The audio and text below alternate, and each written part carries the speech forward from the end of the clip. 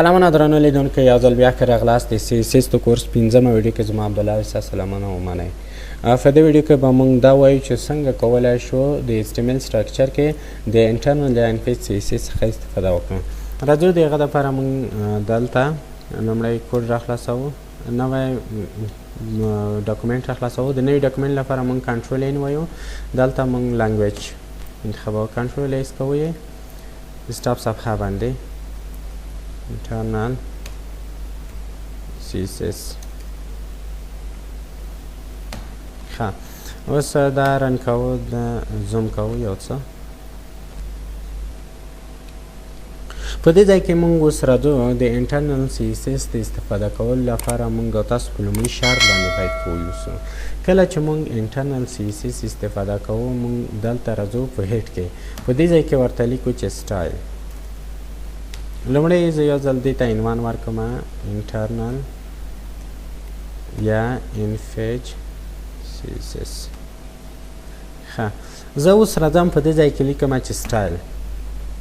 سټایل چې دا موږ د CSS د ډیزاین لپاره باید ولرو، چې څنګه موږ دغه معرفي کړو. په دې ځای کې اوس د دې دننه موږ کولی شو ارشیبیوټ معرفي کړو او هغې ته څه ورکړو، موږ په خپله ډیزاین ورکړو. زه راځم 3 H1 ټاګ اخلم، مثلا دلته زه یو ځل H1، دا اسانه طریقه ده. په دې ځای کې زه راځم لیکم چې ویلکم پښتون.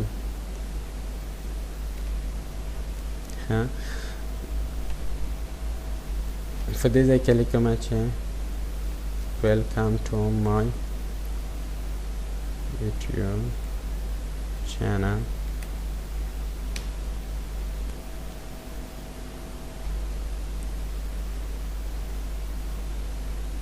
This is CSS internal. This is internal CSS. ښه، ما 3 ټاګونه اوس واخیسته. زه غواړم په دې ځای کې دا اوس د اوس لپاره زه دا ډیلیټ کوم. په دې ځای کې زه راځم دې ته څه ورکوم، ډیزاین ورکوم. د ډیزاین لپاره موږ خپله دا ټاګ راخلو، په دې ځای کې لیکو او د انفیج له لارې موږ کولی شو د دې ډیزاین ورکړو. زه غواړم دې ته څه ورکوم، ډیزاین ورکوم. د ډیزاین لپاره موږ راځو دې ته کلر ټیکسټ څه کوو، کلر ټیکسټ یې ورته چینج کوو، کلر څه کوو، ټومیټو. ښه، د دې اوس څه کوم، زه دغه یو ځل رن کوم، براوزر انټرنل CSS څه شو، د دې رن شو. غواړم دې ته بیکګراوند کلر هم ورکوم. موږ کولی شو دې ته بیکګراوند کلر هم ورکړو، یلو. دا هم بیکګراوند کلر ما ورته ورکړو. ښه، لکه تېرو ویډیوګانو کې موږ تاسو وویل څنګه فډینګ ورکولی شو، څنګه دا سینټر ته راوړلی شو. مثلا زه دا اوس غواړم چې ټیکسټ چې کوم سینټر ته راوړم، سینټر لپاره موږ ټیکسټ الاین سینټر ورته لیکو. دا موږ سره د دې کوډ شو. ښه، زه اوس دلته راځم، په دې ځای کې لیکم دوه موږ سره څه دي، مثلا دلته نور H1 ټاګ دي. زه غواړم په دې باندې نور رقم کوډ اپلای کړم. که تاسو دلته لیدلی شئ، دا ټولو یو رقم کوډ اخلي، ډیزاین اخلي. وبخئ، ما چې څنګه په دې باندې ډیزاین اپلای کړی دی، دا ټولو یو رقم ډیزاین واخیست. نو د دې لپاره موږ څنګه کولی شو چې په دې باندې یو رقم ډیزاین اپلای کړو. که زه اوس راشم، زه ورته وایم چې H1 ما سره دا H1 ټاګ چې ده، دا د بل رنګ واخلي. نو دا نشو کولی، ځکه موږ دلته چې H1 معرفي کړی دی، دا ټول یو شی دي، دې ترمنځ او دې ترمنځ فرق نشته. ها، د هغه لپاره موږ په راتلونکي ویډیو کې بیا د CSS بیسیک سلیکټور دی چې موږ په هغه کې کلاس او ID استفاده کوو، چې هغه د لارې موږ کولی شو بیا دې ته ښکلی ډیزاین ورکړو. مثلا زه دلته اوس راځم، په دې ځای کې دا یا ترې ډیلیټ کوم. په دې ځای کې زه یو پی ټاګ اخلم، پی ټاګ کې لیکم چې